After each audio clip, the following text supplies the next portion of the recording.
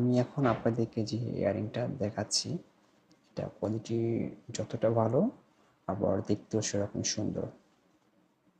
এটা এটা এক ধরনের ডিফারেন্ট টাইপের প্লেটের উপরে কাজ করা, আর পুরোটাই গোল্ড প্লেটেড। আর ফুলের ডিজাইন একটু দেখুন এখানে, এটা একটু ডিফারেন্টভাবে লাগানো হয়েছে, হ্যাঁ। আর এখানে সুন্দর করে পাতা ডিজাইন দেওয়া আছে, আর নিচে অনেকগুলো পাল, রিয়েল পাল দেওয়া আছে এখানে, এগুলো কিন্তু রিয়েল পাল, হ্যাঁ।